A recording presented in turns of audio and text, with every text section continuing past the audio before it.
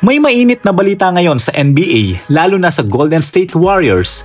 Posibleng magsama ulit ang Curry brothers, sina Stephen at Seth Curry. Pag-usapan natin ang latest update tungkol sa potential signing ni Seth Curry sa Warriors at kung ano ang magiging epekto nito sa team ng Golden State Warriors. Like and subscribe ka naman para lagi kang updated about basketball. Nagkasama na nga ang Curry brothers noong 2013 sa summer camp and preseason noong 2013. Kinuha ng Warriors si Seth Curry bilang undrafted pero hindi official nakapaglaro sa regular season, pero ito nga ang latest news ngayon.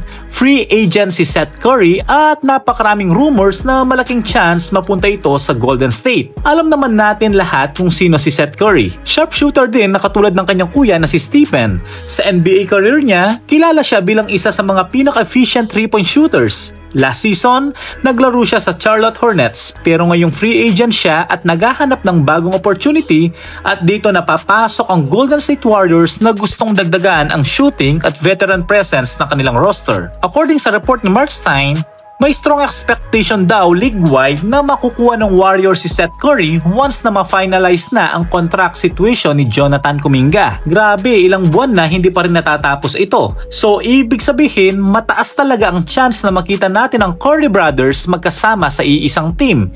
Imagine mo lang, Steph at Seth parehong nasa floor. Parehong deadly sa 3-point line, ang hirap depensahan yan. Dagdag pa dito, maraming insiders ang nagsasabi na isa ito sa smartest move ng Warriors para punuan ang kanilang roster spots. Kasi aside from shooting, Seth Curry can also provide spacing at experience, lalo na kapag nasa bench unit siya.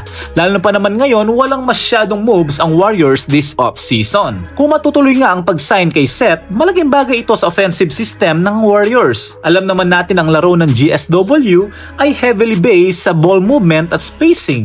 Kapag may isa ka pang Curry na pwedeng mag-shoot ng tres sa kahit anong angulo, mas magiging unpredictable ang offense nila. Imagine nakilala natin ang Splash Brothers with Klay Thompson at Stephen Curry. Pero ang tawag naman natin dito, the real Splash Brother, talaga magkapatid sila. Bukod doon, may chemistry na rin si Seth at Steph off the court. Syempre magkapatid yan, so madaling ma-adapt ni Seth ang culture ng Warriors at sistema ni Coach Steve Kerr. At kung tutusin, hindi lang shooting ang ambag niya kundi pati veteran leadership na makakatulong sa younger players katulad nila Podziemski. Kung ikaw ang tatanungin, excited ka ba na makita sina Stephen at Seth Curry na maglaro together sa Warriors? For me, super exciting ito kasi minsan lang natin makita ang magkapatid sa iisang NBA team. At knowing GSW, kaya nilang i-maximize yung skill ni Seth Curry para maging malaking tulong sa kanilang championship run. So stay tuned mga kaballers kung magiging official nga ba ang signing ni Seth Curry sa Golden State. For sure, kapag nangyari to, magiging isa sa mga biggest storylines ngayong NBA season. Comment your thoughts below at pag-usapan natin. Don't forget to like and subscribe. Thank you for watching. God bless.